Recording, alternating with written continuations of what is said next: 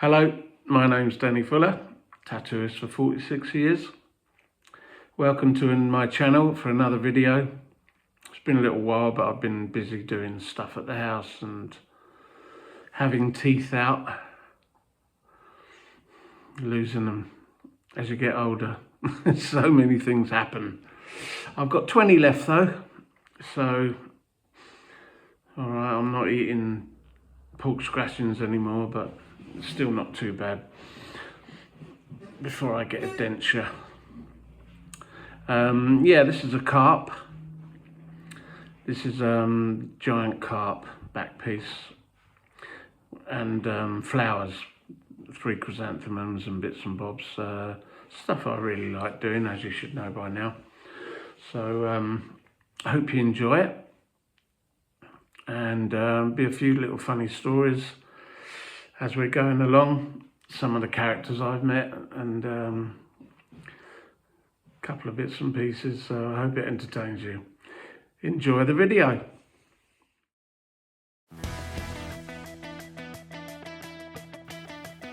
Here we go.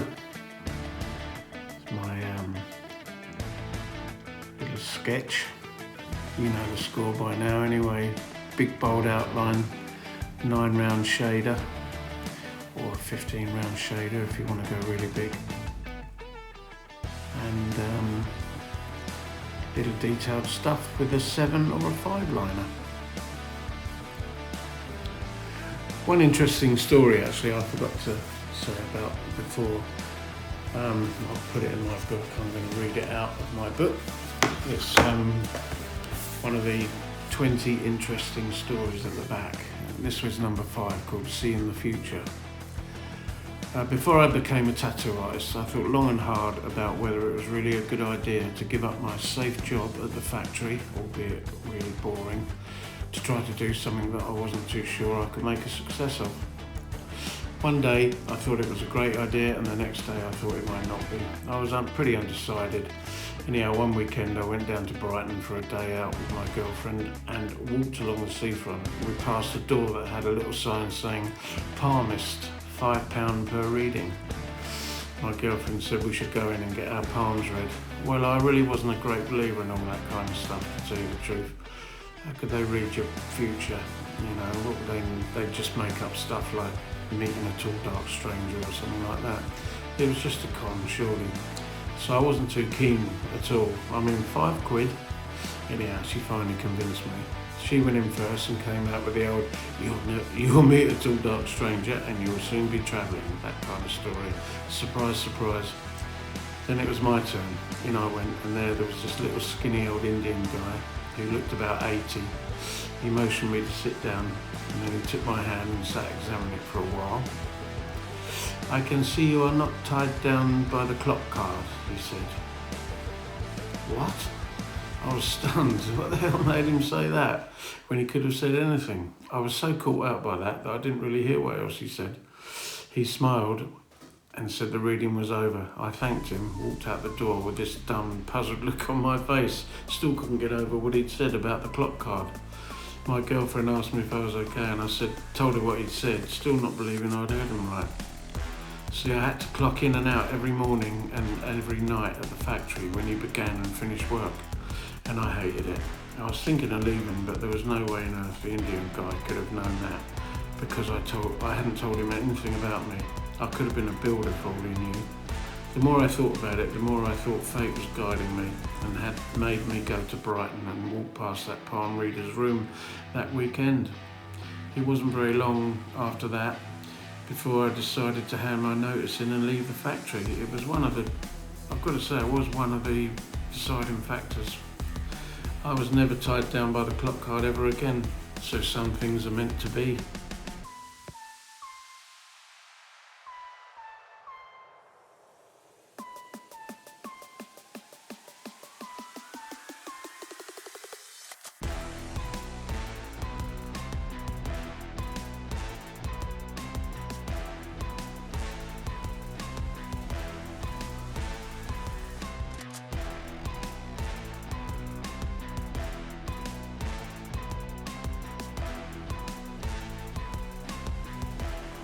You certainly do meet some characters being a tattooist, that's for sure. And my first shop was in Crawley, so that was a baptism of fire. I was only 20, pretty young, still quite shy, and a bit wet behind the ears really, but being a tattooist does come with a certain image. So that does give you a bit of a head start on a lot of people. One guy I'll never forget was a guy known as Spider. He was a great big monster of a man, a black belt karate, apparently. And he had hands like shovels, which looked like they'd been taken apart and glued back together willy-nilly. He was always going on about people he'd smashed up and trouble he was in. Whenever he came in, he'd pretty much take over the place. He was so loud and he scared the shit out of everybody. I would usually do a small tattoo on him and he'd give me a couple of quid and say he'd give me the rest later. You know, but I was just glad to get rid of him really. He never really scared me that much, but I was always very aware of him because he obviously had issues. He reminded me of a sort of a Charles Bronson type crossed with the Joker. He took a shine to me after a while though, and was always saying things like, "Anyone fucks with you, Dan, they're fucking with me," which was really comforting to know. But I wasn't really looking to get on the wrong side of anybody anyway. He used to come in at least once a week, cause complete chaos and then disappear. I did get quite used to it in the end because you learn how to deal with people like that. At one point though, I realised I hadn't had Spider in for a visit for about a month or so. Believe me, I'm not complaining, but it was a bit weird. So seeing as he was such a well-known character in Crawley, I asked around and it turned out he was in prison. Apparently he and a couple of other lads had attempted to carry out an armed robbery on a post office somewhere out in the countryside. They hadn't cased the joint at all, they had just turned up and decided to rob the place. The newspaper story that came out eventually said that he was first to the door wearing a balaclava and brandishing a shotgun. He gave it some mighty kicks and tried to force his way in. The door was badly damaged but wouldn't budge. The staff were immediately alerted and set off the alarm. Spider and his two cronies hightailed it back out to the car and sped off. After some time had passed, Spider apparently thought it would be a good idea to go back and drive past the post office, check out the damage he'd done to the door with his mighty karate kicks. Can you guess what's coming? Yep, so as they drove past the scene of the crime, the postmaster was standing outside talking to a couple of police officers, telling them what had happened. He looked up and saw Spider in the car, still wearing his balaclava. He pointed and shouted, "That's them." The Spider and his cronies raced off. The police jumped in their car in hot pursuit and caught up with them a mile or so down the road where they had run out of petrol. Not exactly the Italian job. It turned out that to open the post office door, you pulled it as opposed to pushing it, so kicking it wasn't going to do any good at all, not even with a mighty leg of Spider. I drove up to this post office a while later just to see, because it wasn't far from where I was living at the time. I wanted to check out the story and to confirm I wouldn't be getting any more Spider visits in the near future. I saw the recent signs of damage to the door, pulled it open and went in. I found out later Spider was actually quite a sad character in reality. He was a heroin addict, not a black belt, although he certainly acted like one. And I'm sure he could handle himself. And he'd been in and out of mental institutions for most of his life. So yeah, shame, but I did meet many spiders during my career, that's for sure.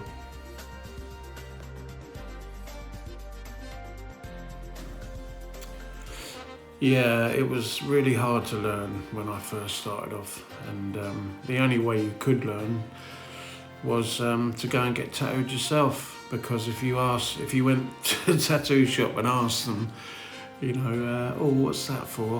What are you doing with that? And where'd you get your colours? And where'd you get your designs? They'd just look at you with this vacant look and tap the side of their nose and go, "Secret, son."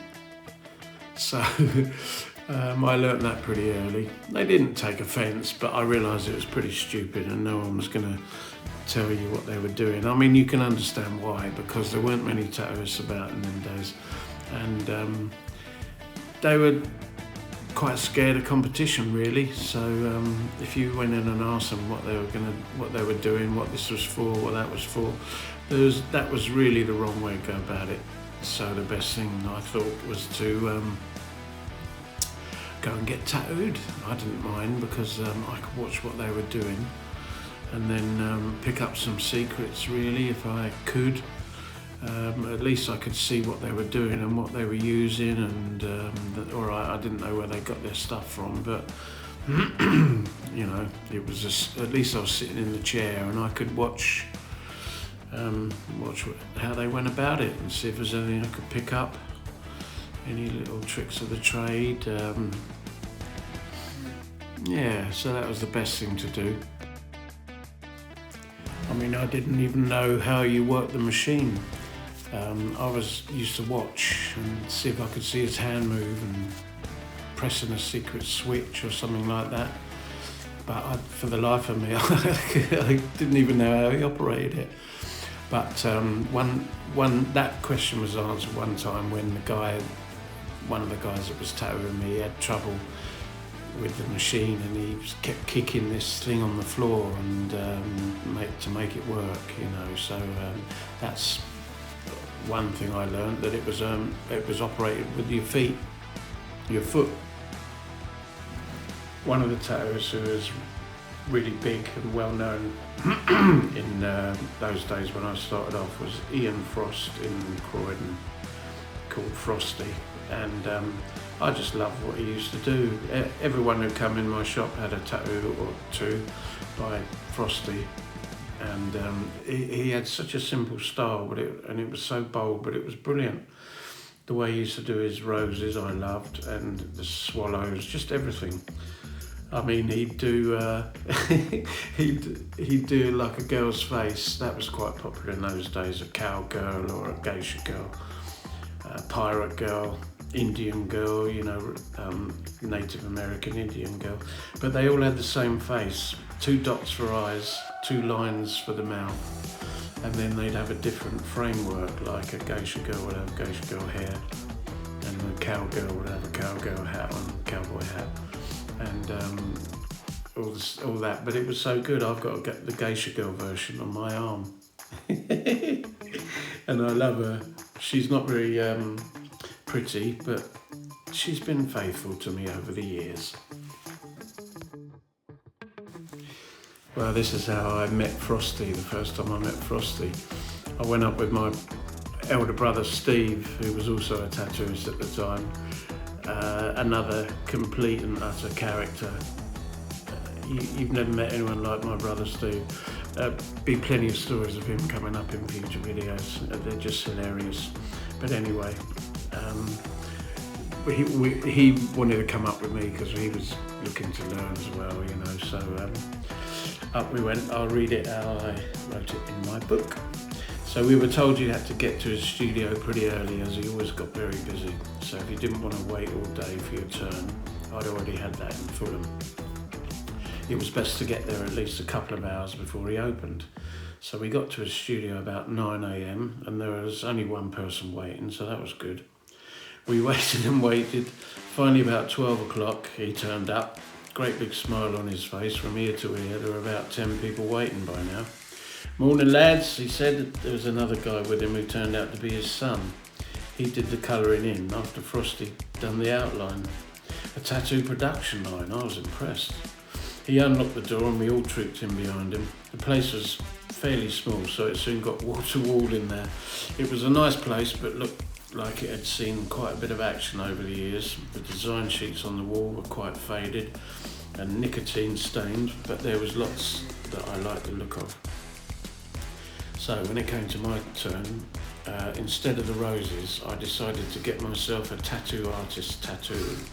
I had seen this on a guy in Chin, Paul Thorpe, and he had a tattoo machine with a scroll above it with his name inside, Paul Thorpe, and then another scroll below it with tattoo artist inside that. Frosty said he didn't have any designs with a tattoo machine, so I decided to have a bulldog, which was very popular at this time, and being a bit of a patriot and a ex-public schoolboy, I thought this was a good choice. So Frosty put the bulldog transfer where I wanted it, at the bottom of my right inside forearm, right on my wrist, and then he drew the scrolls above and below in biro.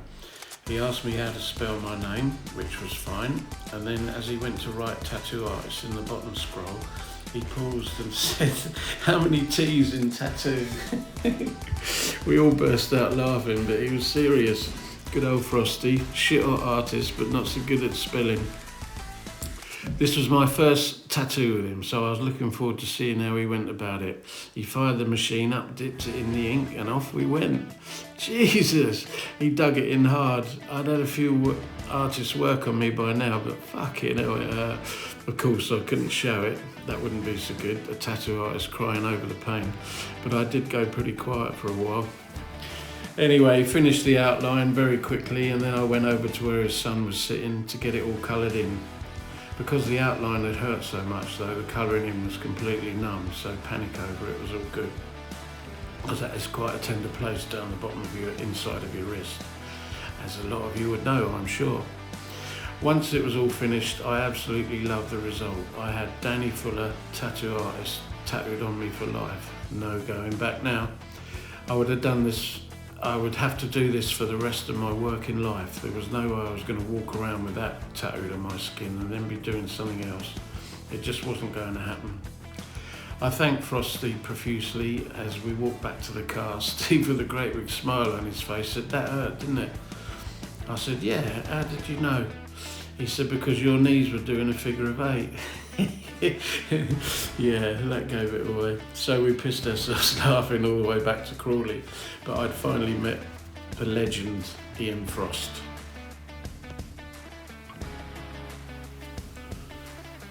Once I'd got that tattoo artist tattoo, I really started to feel the part.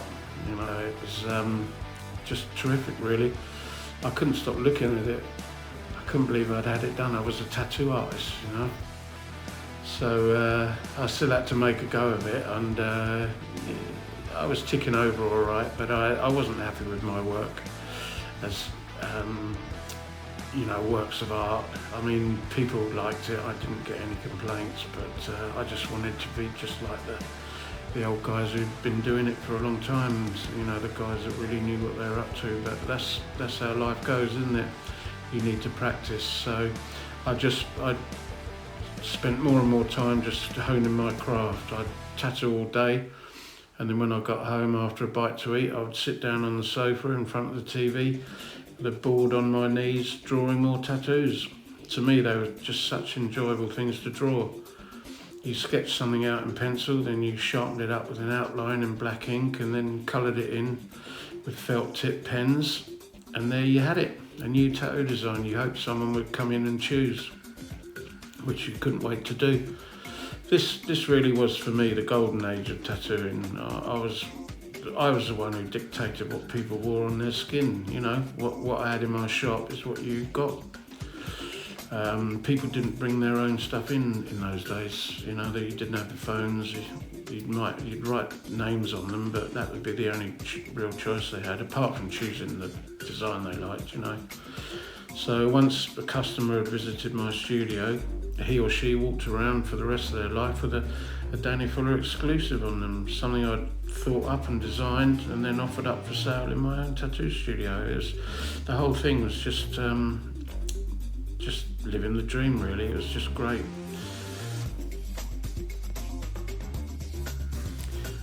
Anyhow, back to stories. This is another funny one, actually. I've got in my book.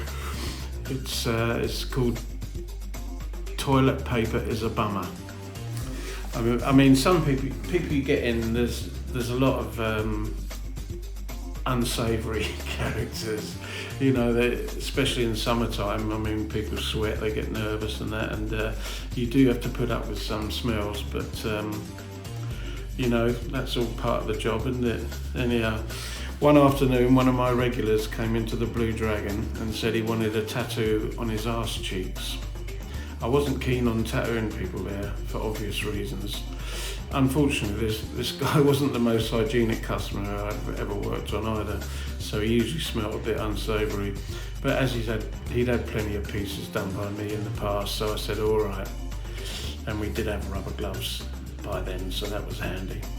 I said, what do you want? He said he wanted a cartoon piece that he'd seen of Roadrunner from the cartoon on his right cheek being chased by a Wile E. Coyote on his left cheek. So pretty funny, but still a pain in the arse to do. Oops, pun intended. Anyhow, I did it for him, and I must admit it did look quite good. Anyway, he came back next day and he was looking a bit worried. I said, all right, how's it going? No, he said, my arse is killing me. I said, well, it's bound to be a bit sore. You only had your tat done a couple of days ago. He said, no, it's not the tat, it's my arse. I said, what do you mean, your arse? I said, I was a bit lost by now. You know, in the middle, my ring piece. So my work colleague and I burst out laughing. What? I said, I never even touched it. Not your arse, that's for sure. He asked me if I could have a look anyway because he thought it might have got infected or something. I must admit, having told you about his personal hygiene, I wouldn't have been surprised. Oh, what a job. I didn't remember signing up for that. I told him maybe the doctor should have a look at it, but he said he had a female doctor and he didn't want to tell her he'd had his arse cheeks tattooed. So I thought, oh, all right, what the hell. I said, go on, drop your trousers and let's have a look. So that, I mean, we were just pissing ourselves laughing by now, but I was a bit worried just in case something had gone wrong with it. So anyhow, there I was sitting in the Blue Dragon tattoo studio with a guy with his trousers down and his arse stuck in my face again. Does anyone still want to be a tattooist out there? I grimaced and took a look, and then I saw immediately what the problem was. He'd obviously had a dump at some point the day before, and there was a piece of dried up toilet paper left stuck in between his arse cheeks. It was obviously pulling at the hairs when he moved. He had dried out. Sorry, I'm getting a bit descriptive here. That was what was causing the pain. The toilet paper pulling the hairs. I burst out laughing again, but a bit louder this time. And I told him what I was looking at, and I showed him in the mirror, but he couldn't quite see it. I told him to go home, have a shower, and learn to wipe his arse properly. He thanked me, and off he went with his tail between his legs, along with a bit of dried up toilet paper. Yeah, things like that can make you very nervous, but it did turn out quite funny in the end. And that was a story I often told people. Well, there we are. I hope you've enjoyed the show. I hope you've been watching the progress. I like Japanese stuff, as you know, and doing these fish and flowers, I think it's terrific. Chrysanthemums particularly quite hard to draw, but because they've got so many petals, you've got to be a little bit careful when you draw them that they don't look like a row of knobs. But excuse me, I'm still buzzing from the bum story, so I take that back. I beg your pardon. Well, look forward to making the next one. Please like and subscribe if you're still here, if you've enjoyed it, because it does help me, and I know that what I'm doing is sort of inspiring people, and that's what I'd like to do really, is inspire people and make you just have a go yourself. You know, the sky's the limit. You just put the work in. The more you practice, like anything, you can't learn this sort of thing in a day, but it's a good fun thing to do. It'd be nice if people could bring back a bit more colour into the tattoo world, because it's getting a little bit black and grey now. But I mean, these sort of things you can see a mile off, but some of the black and grey sleeves, it's hard to see what it is. So who knows, it'll come round again. But yeah, thanks ever so much for watching. I really do appreciate it, and if you can like it, I say, and subscribe, fantastic. Really shows me that you like what I'm doing. So yeah, thank you very much again, and I'll see you on the next one.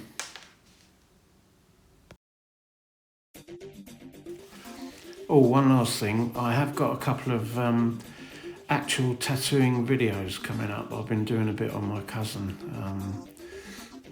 Just, in our spare time really.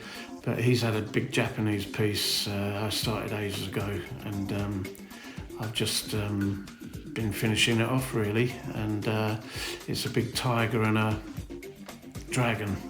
So it goes down like a half-race bodysuit, Japanese, down onto his buttocks and all the way up his back, over to his chest and his sleeves. So I've been filming a bit of that when I've been doing it, so you can actually see me doing it with a machine. But it's exactly the same as this, just a bit slower obviously, and so you wouldn't want to watch hours and hours of